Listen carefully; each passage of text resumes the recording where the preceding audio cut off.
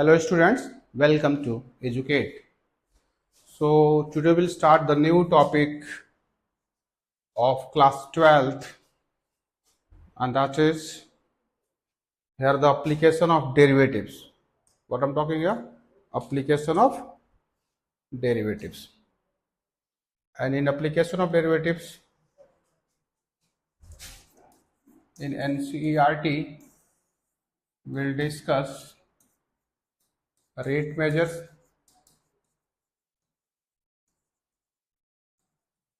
the next one is monotonicity function, mean increasing and decreasing function, and the another is we'll discuss here the maxima and minima. Three topics we'll discuss right now. Right now, in application of derivatives we'll discuss the three topics: rate measures, increasing decreasing mean monotonicity function, and the next is about the maxima और minima function. Right now, even इससे पहले हमारे पास इसमें 5 topics होते थे. Rate measures होता था, approximation होता था, टेंजेंट्स एंड नॉर्मल होते थे, इंक्रीजिंग डिक्रीजिंग होता था, मैक्सिमा मिनिमा होता था. राइट ना, 6 या 5 टॉपिक्स होते थे. राइट, बट आप इन्होंने और इसकी कटिंग करी हुई है और चैप्टर्स को, सिलेबस को रिड्यूस किया हुआ है. Right, so the first topic is about the rate measures will discuss now. Right, let's move your first topic which is rate measure. ठीक है, नाम से ही लग रहा होगा ये रेट मेजर.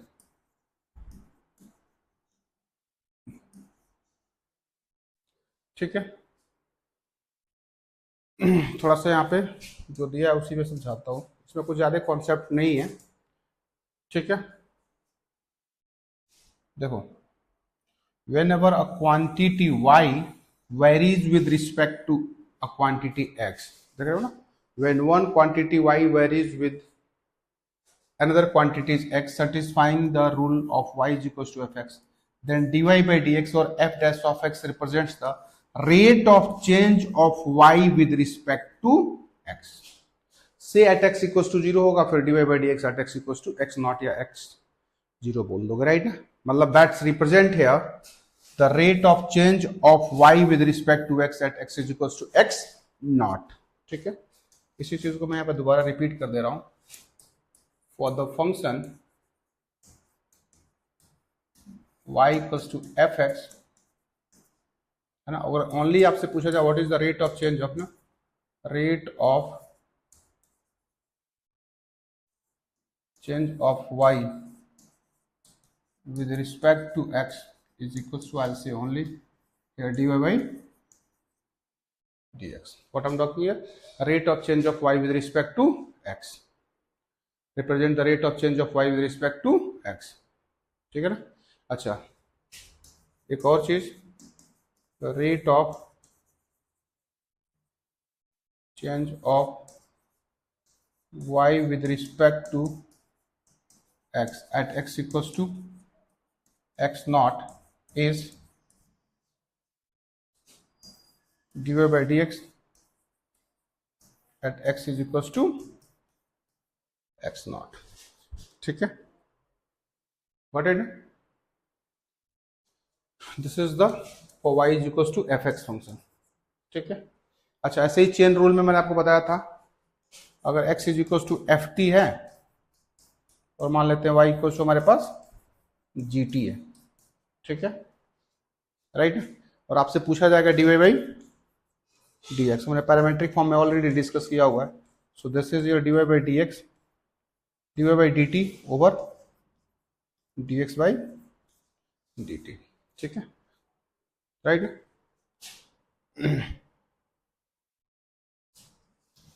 आगे बढ़ सकते हैं, इसमें कुछ कॉन्सेप्ट नहीं है, डायरेक्ट हम क्वेश्चन पे ही आ जाएंगे.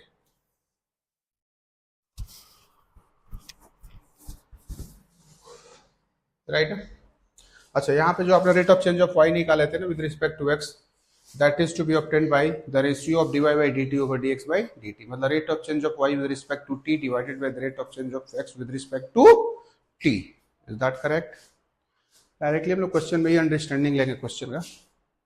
ठीक है, बेसिक्स आपने फिजिक्स में भी पढ़ा होगा 11th क्लास के. Basically nothing but it's the rate of change. Right, ठीक है.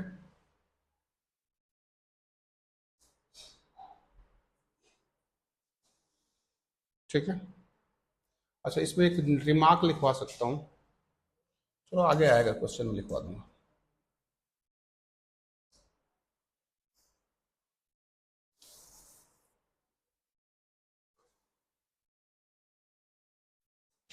लिख लो अभी, है ना, क्या, इन dy बाई डी एक्स,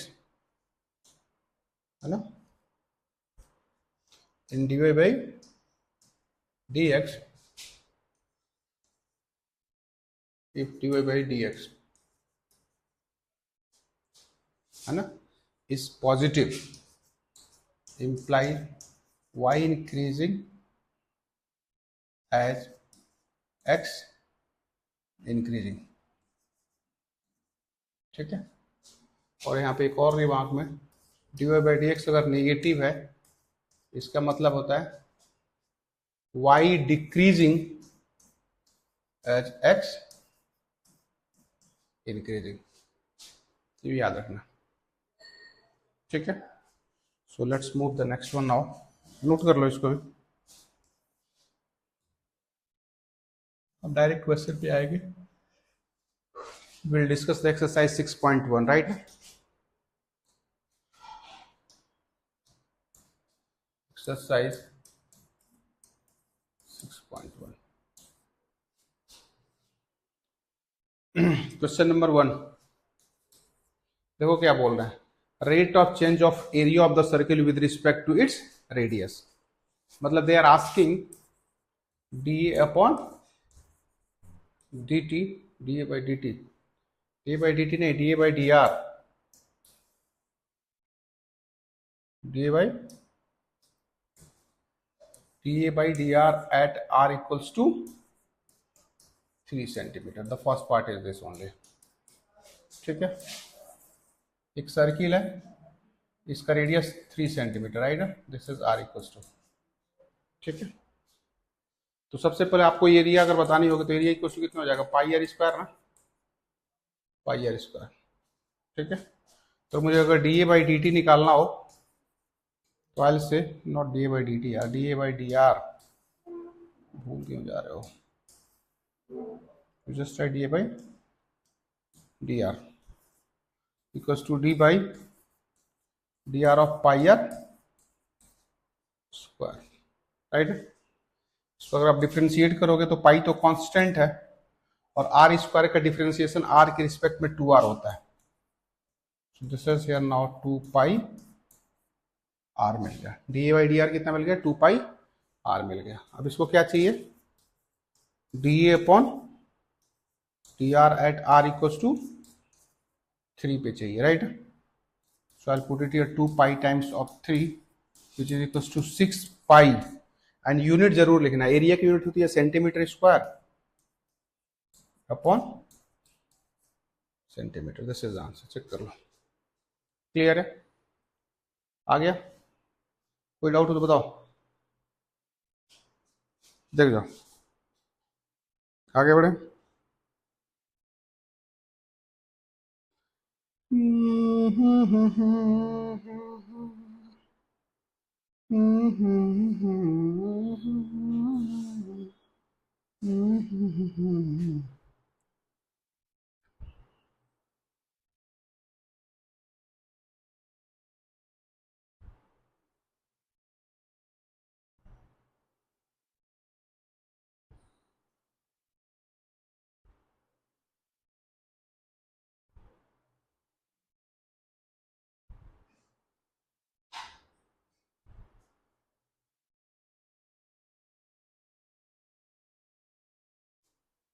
ठीक है, so let's move the next question, which is the question number 2. Now we'll discuss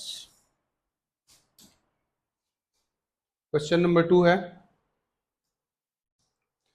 the volume of the cube is increasing at a rate of 8 centimeter cubic per second। ठीक है, statement से आप identify कर सकते हो क्या लिखा हुआ है, volume of cube is increasing at a rate of 8 centimetre cubic per second. देख रहे हो ना, ये rate of change of volume है, मतलब वॉल्यूम का टाइम के रिस्पेक्ट में रेट ऑफ चेंज है, right. So it's given dv by dt is equals to 8 centimetre cubic per second, क्योंकि वॉल्यूम की यूनिट सेंटीमीटर क्यूबिक होती है, टाइम की यूनिट सेंटीमीटर होती है, सॉरी सेकंड्स होती है। ठीक है, राइट। क्यूब की है ना, एक काम करते हैं, let the edge of cube है ना, let the edge of cube X ले लिया जी, सेंटीमीटर। ठीक है, तो D by D T of volume कितने हो जाएगा, एक्स क्यूब हो जाएगा ना, ले लो, इज इक्वल्स टू 8। ये पैरामीटर सेम नहीं है, मैं डायरेक्टली डिफरेंशिएट कर रहा हूँ, ना समझ में पूछोगे। 3x square D X by D T is equals to 8। समझ में आई बात ना।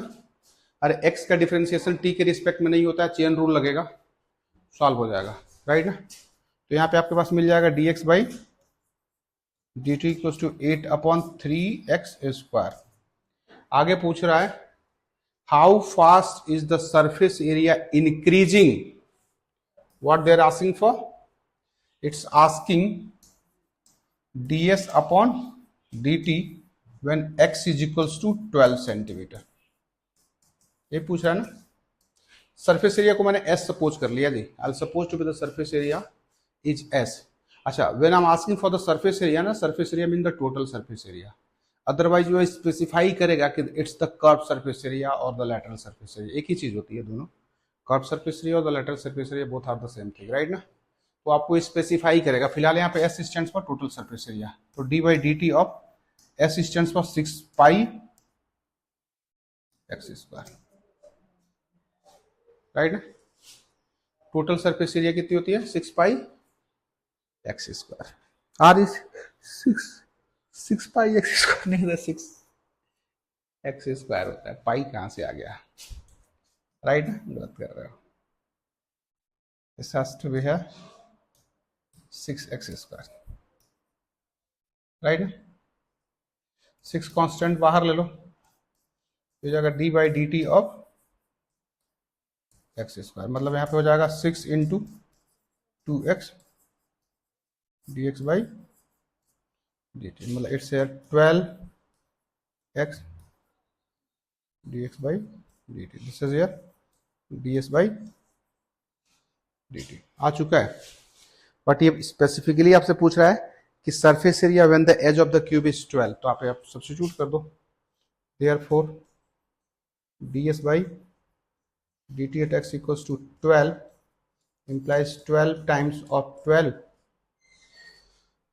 और यहाँ पे भी आपको निकालनी पड़ेगी क्या कि 8 अपॉन 3 टाइम्स ऑफ 12 का होल स्क्वायर, राइट। अरे x की जगह पे 12 यहाँ पे भी तो सब्स्टिट्यूट करोगे, तो 12 स्क्वायर से 12 क्या हो जाएगा, कैंसिल हो जाएगा, तो आंसर आ जाएगा 8 अपॉन 3 सेंटीमीटर स्क्वायर पर सेकेंड्स, देख जाओ, राइट ना। कोई डाउट है तो पूछ सकते हो, देख जाओ, देख जाओ, क्लियर हुआ।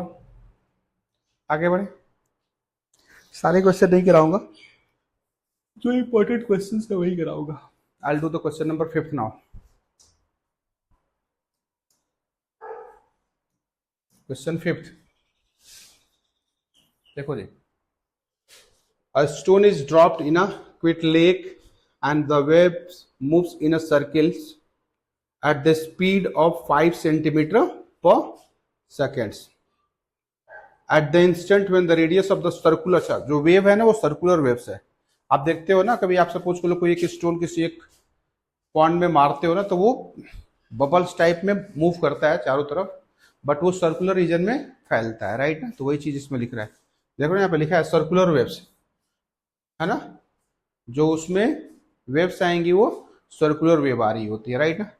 तो इसमें दिया हुआ है like this I am talking about, है ना। ये रेडियस ले लेते हैं, आर ही ले लो, आर लेना है तो आर ले लो, एक्स लेना है तो एक्स ले लो, आपकी चॉइस, आर लेना है तो ले लो are. I'll suppose to the radius of this circular wave is r, so it's given dr by dt is equals to 5 centimeter, right now 5 centimeter per second, ये दिया हुआ है, क्लियर है ना। At the instant when the radius of the circular wave is 8 centimeter, how fast the encloses of area increasing, mean it's asking D A upon D T.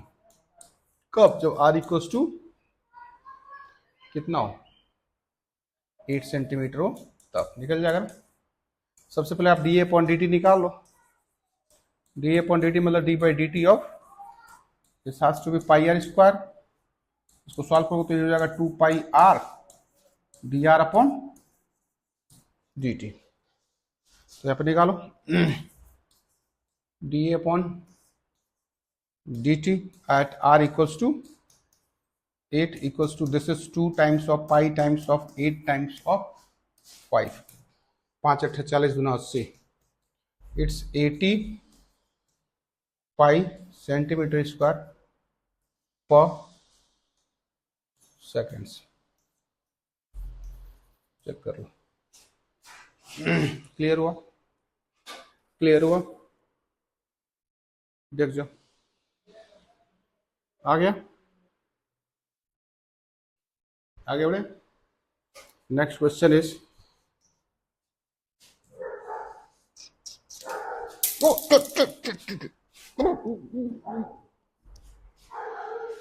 Mangal भमना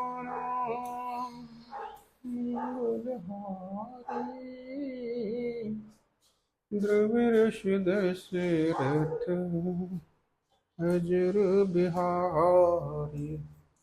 We'll do 7th question now। Ram Siya Ram. देखो, the length x of a rectangle is decreased by 5 centimeter per minute and its width y is increasing at a rate of 4 centimeter per second। एक rectangular block है ना, इसकी length को x मान रखा है और ब्रेथ को y मान रखा है। तो इसमें बोल रहा है कि the length x of a rectangle is decreasing, let's saying dx by dt is equal to decrease कर रहा है, डिक्रीज कर रहा है कितना, 5 सेंटीमीटर पर मिनट डिक्रीज कर रहा है। ठीक है ना, राइट ना, मैं भी बताया था D Y by D X में अगर y इंक्रीज करेगा तो x इंक्रीज करेगा, तो dx D Y by D T positive होता है, D Y by D X positive होगा। अच्छा, अगर D Y by D X अगर नेगेटिव होता है मतलब अगर y इंक्रीज करेगा बट x क्या करेगा, नहीं y डिक्रीज करेगा बट x क्या करेगा, इंक्रीज करेगा। वही कॉन्सेप्ट यहाँ पे भी है, रेक्टेंगुलर ब्लॉक की जो लेंथ है ना वो क्या कर रही है, डिक्रीज कर रही है। तो डिक्रीजिंग के लिए मैंने नेगेटिव साइन लगाया हुआ है। And y is increasing at a rate of 4 centimetre, y stands for like this, dy by D T equals to plus लिखता हूं जी 4 सेंटीमीटर पर मिनट। यहां तक तो कोई डाउट नहीं होगा ना, ठीक है। नाउ इट्स गिवन कि when the length is 8 centimetre and the breadth is 6 centimetre, find the rate of change of perimeter. मैं इसका इवन सेकेंड पार्ट कर रहा हूं, find the rate of change of area when its length is 8 centimetre and the breadth is 6 centimetre. मैं इसको निकालूंगा, सबसे पहले D A by D T निकाल लो। D A by D T equal to आप लिखोगे D by D T of X into Y. अरे एरिया तो यही हो जाएगी ना, अगर मैं इसकी एरिया की बात करूं एक्स वाई, इवन पेरीमीटर की बात करूंगा तो क्या लिखेगा, 2 times of X plus Y अगर जरूरत, क्योंकि पहले वाले पार्ट में यही पूछ रहा था आपसे। ठीक है, प्रोडक्ट रूल लगाओ, X into D Y by D T plus Y into D X by D T, value डाल दो, D A upon D T at 8,6 डाल दो। 8 D Y by D T decrease कर रहा है +4 प्लस वाई, वाई बोले तो 6 times of -5 plus -2 हो जाएगा जी, 2 सेंटीमीटर स्क्वायर पर सेकेंड। एरिया जो है 2 सेंटीमीटर पर सेकेंड स्क्वायर पर सेकेंड के रेट से स्टिल इंक्रीज करेगी। क्लियर हुआ? देख जाओ, देख जाओ, कोई डाउट है तो पूछो। आगे बढ़े, आगे बढ़े, ठीक है। अगला क्वेश्चन करेंगे हम लोग, question number 8। Will do question number है 8। 8 है, अ balloon which always remains spherical on inflation is being inflated by pumping it 9 centimeter cubic per of gas per seconds। ठीक है, स्फेरिकल होगा, 3D शेप होता है जी। I'll suppose to be its radius is R, है ना, तो volume increase कर रहा है, तो also here DV by D T equals to 900 centimetre cubic per second. Clear है? Find the rate at which the radius of the balloon is increasing, which mean it's asking dr upon dt at r equals to 10 centimetre. Question mark है। सबसे पहले काम करो, इसके help से D by D T of volume हो जाएगा 4/3 pi are cube, होगा ना, दिस इज इक्वल टू 900, लिखोगे ना। 4/3 पाई कांस्टेंट है, बाहर कर लो, ये हो जाएगा D by D T of R cube, D by D T of R cube equal to 900 ना। 4/3 पाई, इसको 3r square D R upon, इससे इसको काट दो, राइट ना। क्या लिखोगे, D R upon D T equal to 900 upon 4 pi R square. देख जाओ, 900 upon 4 pi R square.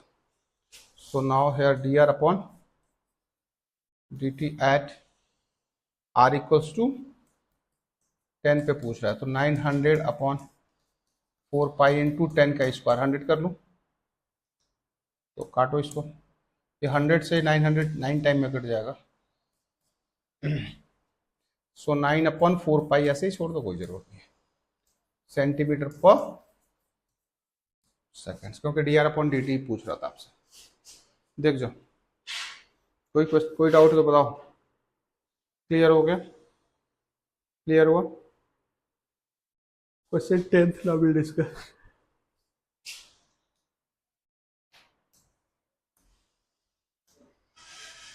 Question 10th important है, क्वेश्चन 10th इंपॉर्टेंट कर लेना जी। A ladder 5 metre long is in leaning against a wall. ठीक है, wall vertical होगा, ladder ऐसे कुछ होगी, ठीक है ना। ये 5 सेंटीमीटर लॉन्ग जो है लैडर है, 5 मीटर लॉन्ग, राइट ना। आई सपोज टू बी इस vertical height is x H और बेस लेंथ इज एक्स मान लिया, तो इससे आपके पास एक इक्वेशन आ जाएगा, यहाँ पे H square plus X square equals to 25। यहाँ तक तो कोई दिक्कत नहीं होगी आपको, ठीक है। देखो, a ladder 5 metre long is leaning against a wall, the bottom of the ladder is pulled. अब दूसरे केस में क्या कर रहे हैं, तो आपको इसको बढ़ा रहा हूँ, ऐसे खींच रहे हैं इसको,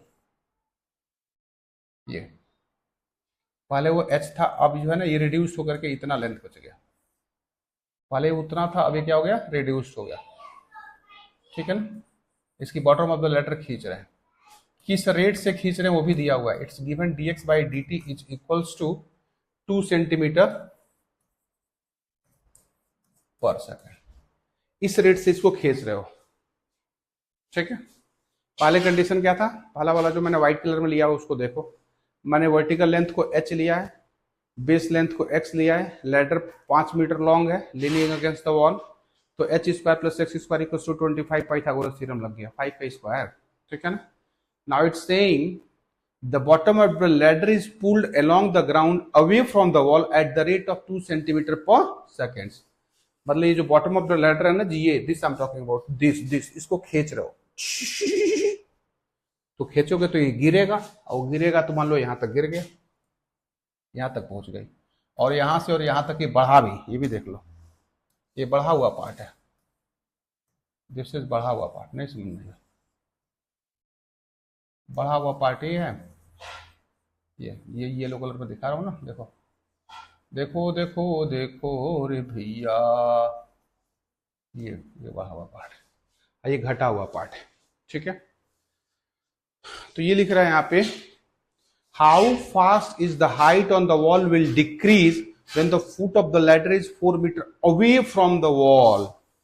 मतलब मैथमेटिकली अगर लिख रहा है तो क्या क्या पूछ रहा है आपसे, they are asking D H upon D T at X is equal to 4 centimetre, यही पूछ रहा है ना। पढ़ो, समझ में आना। ऑब्वियसली अगर लैडर के फुट को आप खींच रहे हो तो इसकी हाइट डिक्रीज करेगी, जब हाइट डिक्रीज करेगी तो ये पूछ रहा है कि जब जो फुट ऑफ द लैडर है इस वॉल से अगर 4 सेंटीमीटर की दूरी पे हो तो किस रेट से ये डिक्रीज कर रही होगी, this is asking, it's asking D H upon D T at X is equal to 4। Clear ना। एक काम करते हैं, इसको जरा डिफ्रेंशिएट करना with respect to T, differentiating with respect to T, क्योंकि टी के रिस्पेक्ट में, so it's writing 2h D H upon D T plus 2x D X by D T equal to, right side में 0 हो जाएगा, even h D H upon D T plus two minus x D X by D T. मैं यहाँ पे लिखूंगा D H upon D T plus हो जाएगा minus x upon H D X by D T, लिखोगे ना। देखो यहाँ पे नाम राइटिंग है D S by D T plus two minus x. अच्छा एक काम करो ना, यहाँ वैल्यू निकाल लो, बहुत मजा आ जाएगा। देखो ये तो दिया हुआ था, ये तो दिया हुआ था, राइट। यहाँ पे मैं निकाल रहा हूँ, देखो यहाँ पे when h is equals to, यहाँ पे लिखा है ना D H by D T at H is equals to 4, at X equals to 4 पे निकालना है। हमने क्या किया, चाहिए D H upon D T at X equals to 4 चाहिए, तो वही लिख रहा हूँ, जरा ध्यान देना। when x is equals to 4 implies h is equals to 3, कहाँ से, फ्रॉम फर्स्ट रिजल्ट से, चेक करो, this also supposed to be the first result. देखो अरे आप x के जगह पे 4 रखोगे यहाँ पे, तो 4 का स्क्वायर 16 हो गया, तो 16 plus X square is 25, so X square equals to 25 minus 16 is 9, so X square equals to 9 mean X is equals to 3, वही लिखा है। जब x की वैल्यू 4 होगी तो उसके इसमें h क्या होगा, 3 होगा, this is from the first result. तो डाल दो, वैल्यू डालोगे आंसर आ जाएगा, डालो यार, माइनस तो रखोगे, x बोले तो 4, h बोले तो 3, आ गया ना। और dx बाई dt किस रेट से डिक्रीज कर रहा था, किस रेट से ये खींचा जा रहा था, बाहर जा रहा था, इट्स 2, तो आ गया -8 अपॉन 3 सेंटीमीटर पर सेकेंड।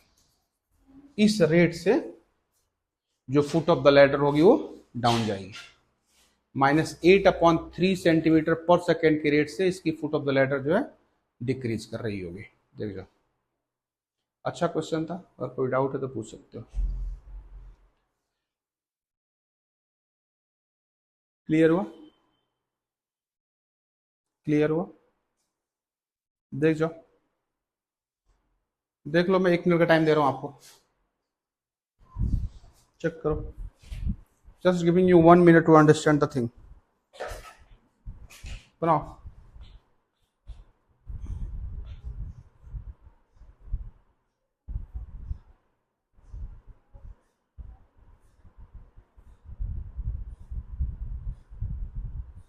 माँ मेरी,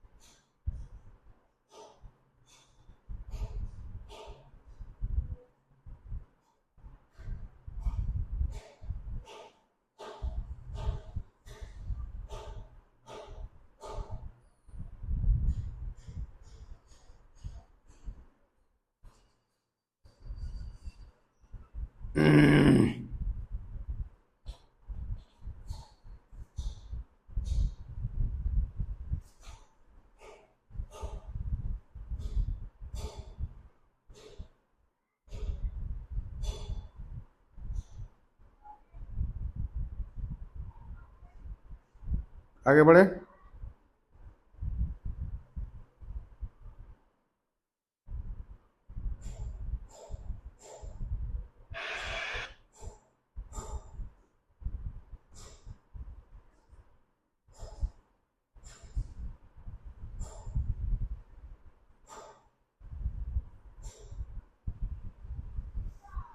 आगे बढ़े। क्लियर हो गया। Next question now. Question number 10th हो गया। Question 11th।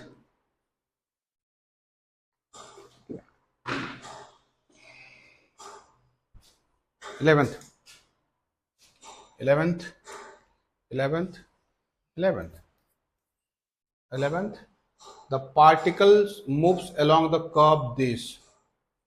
कर्व क्या है? 6y equals to x cube plus 2। ठीक है ना। Find the points on the curve at which y coordinate is changing 8 times as fast as मतलब it's given dy by dx is equals to 8 times dx by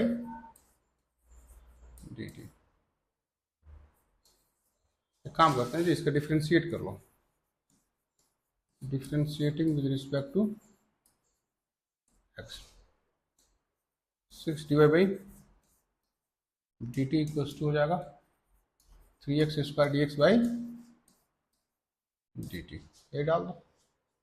divide by dt की जगह पे 8 into D X by D T डाल दो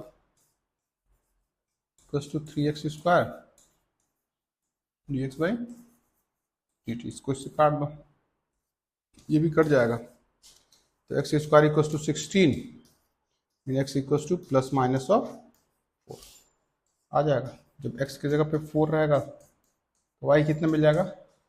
इसी में डालना होगा 6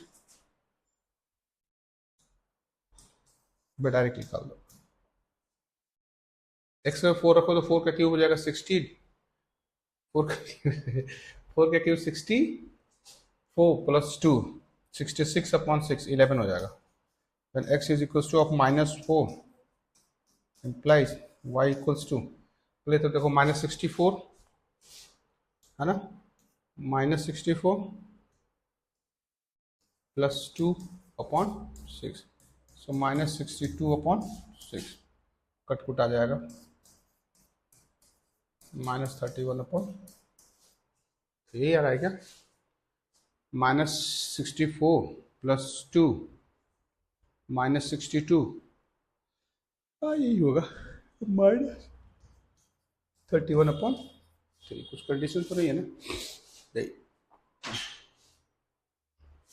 आगे 4,11 होगा। क्लियर हो गया?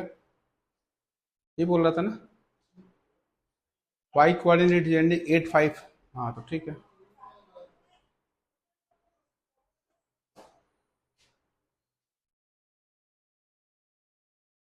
थ्री से कटा था ना। हाँ X square equals to 16 X equals to plus Y X equals to 4 पे वाई निकल गया, एक्स इक्वल्स टू -4 पे -64 plus 2 -62 divided by.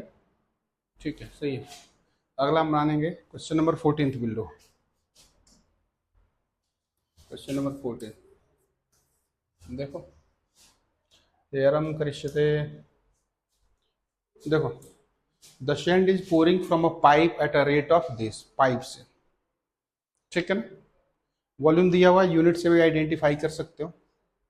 The sand is pouring from a pipe eight the rate of this. The falling send forms a cone on the ground in such a way that the height of the cone is always 1/6 of its radius।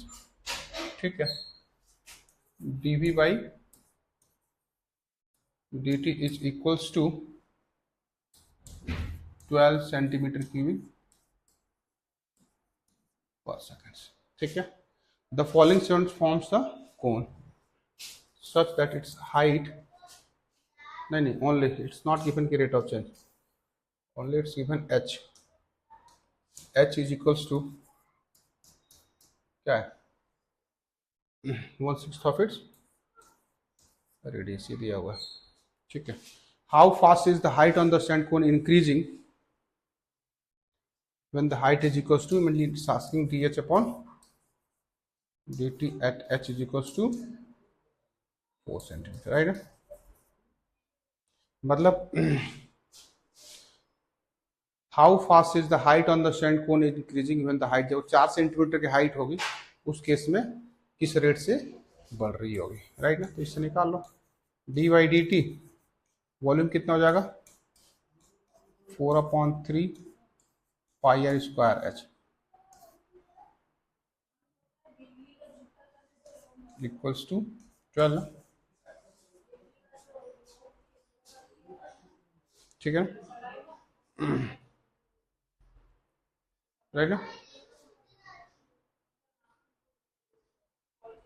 आ गया ना. 4/3 पाई constant बाहर ले लो, D by D T. अगर इसमें H चाहिए ना तो एक काम करो, आर के जगह पे लिख लो 6h, तो 6h का whole square times of H भी तो रहेगा इक्वल्स टू 12.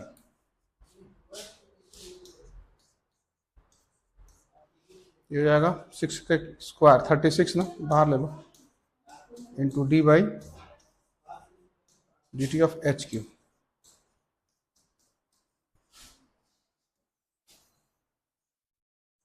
राइट ना. इसको काट सकते हो 12 में, 12 चौक 48, 48 pi D by D T of H cube equals to 48 pi into 3h square D H by D T equals to 12. इसे कटेगा 12 चौक 48. So D H upon D T equals हो जाएगा 1/12 पाई एच स्क्वायर. इसके लिए वैल्यू डाल दो. क्या पूछ रहा था आपसे, क्या पूछ रहा था. So D H upon D T at H equals to 4 ना, डाल दो 1/12 पाई इंटू 4 का स्क्वायर, 4 का स्क्वायर होता है 16,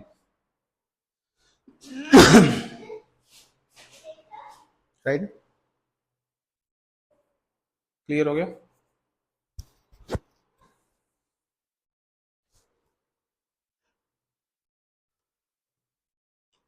अच्छा ये 4/3 थोड़ी ना होता है, 1/3 पाई आर स्क्वायर होता है. वॉल्यूम ऑफ क्या है, कौन है ना, ये आप ध्यान नहीं दे रहे हो, इट्स 1/3,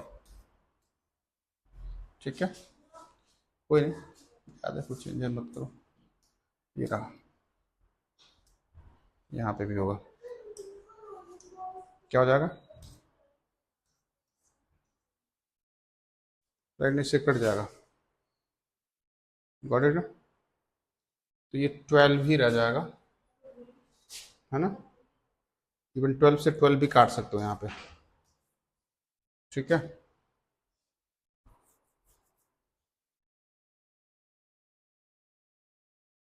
राइट ना.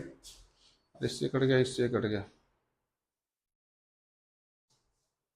मिटा दो इसको, सारा मिटा दो यार, बैठो.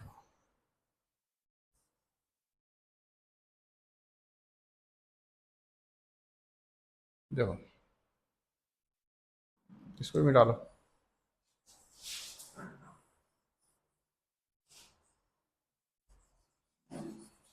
यहाँ से चलो. देखो 1/3 पाई तो बाहर ले लोगे, D by D T, R के जगह पे यहाँ से हम फर्स्ट रिजल्ट से आर के जगह पे 6s लिख लोगे ना, और 6s का स्क्वायर हो जाएगा 36h स्क्वायर, और एक h है तो h क्यूब हो जाएगा इक्वल्स टू 12 कर लो. 36 कांस्टेंट है, बाहर कर ले रहा हूँ, 1/3 पाई रखो 36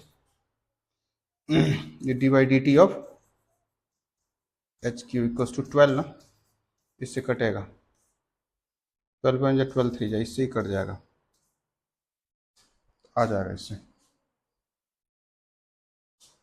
ये तो पाई है ही है, ये हो जाएगा 3h² dh upon dt equals to 1. So I write here dh upon dt equals to हो जाएगा 1/3πh². तो dh upon dt at H equals to क्या चाहिए, 4 चाहिए ना, वैल्यू डाल देता हूँ 1/3π टाइम्स ऑफ 4 का होल स्क्वायर. तो 1/48 पाई, यूनिट लिखना है तो सेंटीमीटर पर सेकंड्स लिख, बस देख जाओ 14th. क्लियर हो गया. अच्छा, इसमें marginal cost and marginal revenue, इन दोनों का डेफिनेशन लिख लो, फिर ये हो जाएगा. ये भी कुछ खास नहीं है, मैं इसी में आपको डेफिनेशन दिखा देता हूँ. कॉमर्स में आता है, देखो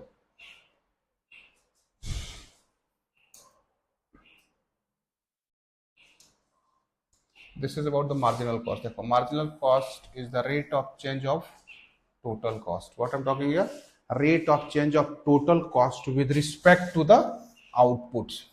This is the marginal cost. ठीक है, marginal cost तो देख लेते हैं. यहाँ पे भी वही है ना, मार्जिनल कॉस्ट है, तो rate of change of total cost with respect to the items produce. तो क्या करना है, मतलब ये क्या है आपका मार्जिनल कॉस्ट दे रखा है और number of items with the total cost in rupees associated with the production of x units, right, is given by this. तो मतलब आपने मार्जिनल कॉस्ट, टोटल कॉस्ट दे रखा है, मार्जिनल कॉस्ट निकालने के लिए रेट ऑफ चेंज ऑफ, कौन सा, rate of change of total cost with respect to the items produced. तो सिंपली क्या करना है, ये D by D X of C X निकाले, मतलब it's asking C dash of X, और जब सी डैश ऑफ एक्स निकाल लोगे तो एक्स इज इक्वल टू 17 डाल देना, क्योंकि production at X equal to 17 पे पूछ रहा था, तो आ जाएगा ये भी, राइट ना. अच्छा, मार्जिनल रेवेन्यू इज ऑल्सो भी nothing but the rate of change of total revenue with respect to the number of items produced. तो इसमें भी सेम कॉन्सेप्ट है, आर एक्स दे रखा है ना, रेवेन्यू दे रखा है, टोटल रेवेन्यू दे रखा है, मार्जिनल रेवेन्यू निकालने के लिए इसका एक्स के रिस्पेक्ट में डिफरेंशिएट करके एक्स इक्वल टू 7 रखोगे, और इस तरह से ये हमारा चैप्टर हो जाएगा. ओके, कोई डाउट है? चलो ठीक, फिर आप यहीं पे वाइंड अप करते हैं. Thank you team educate.